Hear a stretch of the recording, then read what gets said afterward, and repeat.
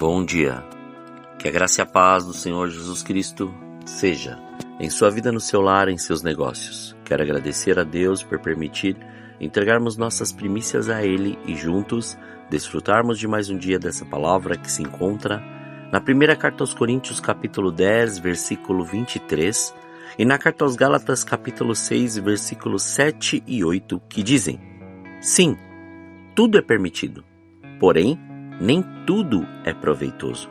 Sim, todas as coisas são lícitas, contudo, nem todas são edificantes.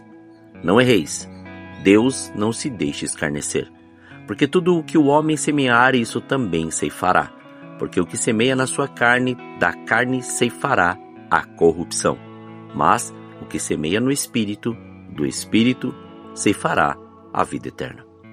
Uma das melhores maneiras de entender como somos governados pelas realidades que vivemos é analisar a lei da colheita. Na agricultura, é fácil observar e concordar que as leis e os princípios naturais governam o trabalho e determinam a colheita. Nas culturas social e empresarial, porém, pensamos que somos capazes de nos livrar do processo natural, tapear o sistema e ainda assim ganhar o dinheiro. E há um monte de evidências que parecem sustentar esta crença. E ainda temos a nossa vida espiritual que evidencia nossa comunhão com o Senhor. Por exemplo, você já deu um jeitinho na época do colégio e passou o semestre inteiro levando a vida na moita, naquela preguiça e sendo esperto para então virar à noite na véspera da prova final com a cabeça enfiada nos livros e também fazendo aquela tão desejada cola? Você pode se imaginar dando um jeitinho em alguma atividade agrícola. Caso se esquecesse de plantar na primavera, ignorasse todas as tarefas durante o verão e pegasse pesado só no outono, arando o solo, semeando, irrigando, cultivando, acredita que iria obter uma farta colheita da noite para o dia? O jeitinho não funciona em sistemas naturais, como é o caso da agricultura. Essa é a diferença fundamental entre o sistema social e natural. Um sistema social é baseado em valores, um sistema natural em princípios. No curto prazo, o jeitinho dá a impressão de funcionar em um sistema social. Você utiliza soluções rápidas e técnicas e obtém aparente sucesso. Mas, no longo prazo, é a lei da colheita que reage todas as arenas da vida. Por isso que a nossa vida espiritual é baseada em princípios, e isso norteia a nossa caminhada. Quantas pessoas devem se arrepender de ter levado a escola naquela ilusão e no jeitinho? Conseguimos o diploma, mas não a formação. Em algum momento concluímos que há uma diferença entre ser bem-sucedido no desenvolvimento da mente, a habilidade de pensar de forma analítica, criativa e abstrata, de nos comunicar oralmente por escrito, de ultrapassar fronteiras, de superar condutas antiquadas e de resolver problemas de um jeito novo e melhor. E o caráter?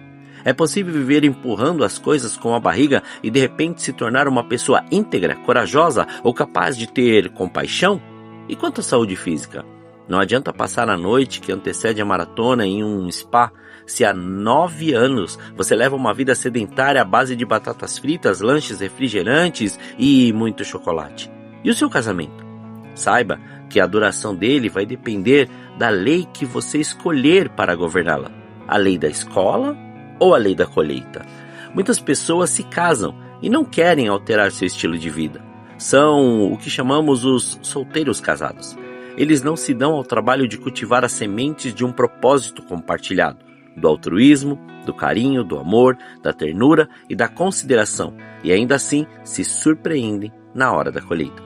As soluções rápidas do sistema social e as técnicas de ética de personalidade que tentam adotar para resolver o problema simplesmente não funcionam, porque são paliativos, e paliativos não têm o poder de substituir as estações de plantio, cultivo e cuidado. No curto prazo, as soluções rápidas obtêm aparente sucesso. Conseguimos impressionar e bajular. Aprendemos técnicas de manipulação. Qual alavanca puxar e qual botão apertar para obter a reação desejada. Mas, no longo prazo, a lei da colheita rege todas as áreas da vida. e não há como burlar a colheita. Por isso que, ao compreender a lei da colheita, temos que evidenciar a lei da semeadura. Pois o não nos cansar de semear o bem é a primeira condição para que um dia possamos colhê-lo, se não desfalecermos. Ou seja, se você semeou no passado, mas se cansou e parou, não terá como ceifar o bem semeado lá atrás. Você só colhe o bem se não desfalecer, se permanecer perseverante, semeando. O tempo certo é a segunda condição para a colheita. E a verdade é que cada um de nós tem o tempo certo de colher. Eu não sei te dizer qual é o tempo em que você vai colher o bem que tem semeado hoje. Também não sei dizer quando eu mesmo vou ceifar. Porém, tenho a convicção de que a colheita é certa no tempo que Deus determinar. Precisamos entender que a lei da semeadura não é uma lei que opera sozinha, isolada de outros princípios espirituais.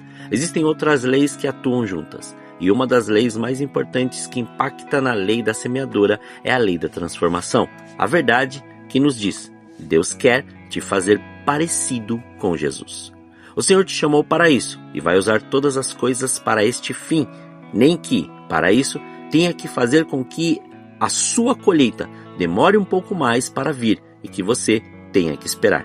Deus age em todas as situações para o nosso bem, mas o bem que Ele quer nos fazer é nos transformar a ponto de chegarmos ao caráter de Cristo. Deus realmente age em tudo, inclusive quando nos faz esperar.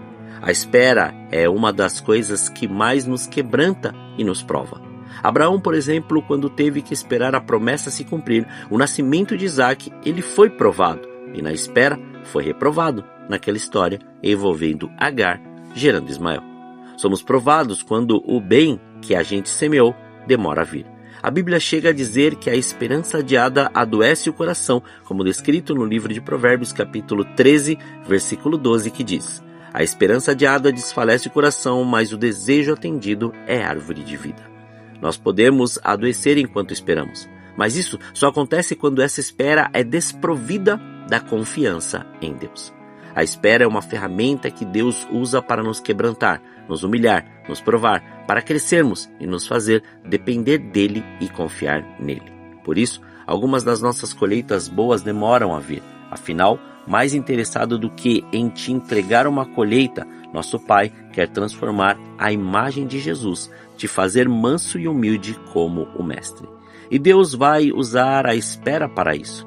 Ele vai usar o que para nós é demora, mas para Ele é instrumento de transformação das nossas vidas. Precisamos crer nisso. A lei da colheita, junto com a lei da semeadura, faz operar o princípio da transformação. Não desanime, não se canse de fazer o bem, pois assim nos ensina o livro de Salmos, capítulo 126, versículo 6, que diz: aquele que leva a preciosa semente, andando e chorando, voltará, sem dúvida, com alegria, trazendo consigo os seus molhos. Compreenda e tenha esse entendimento, para que você viva as abundantes colheitas e a grande expansão do reino de Deus em sua vida. Oremos. Pai, nós te louvamos e te agradecemos. Graças te damos por mais este dia. Obrigado por este fôlego de vida, obrigado pela sua presença, obrigado pelo seu amor. Obrigado por essa palavra, obrigado por essa revelação, que possamos compreender a lei da colheita, que ela exprime a atuação da lei da semeadura, que é regida pelo princípio da transformação.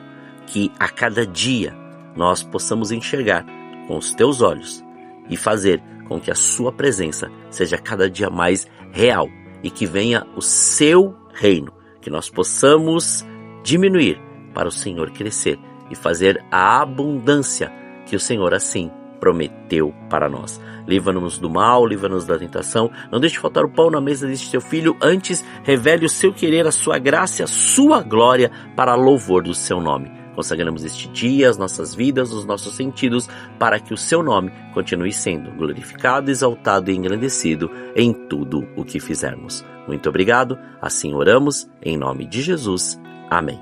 Que você tenha um dia abençoado na presença do Senhor. E quem vos fala é o pastor Leandro Araújo de São Paulo, capital. Deus te abençoe grandemente.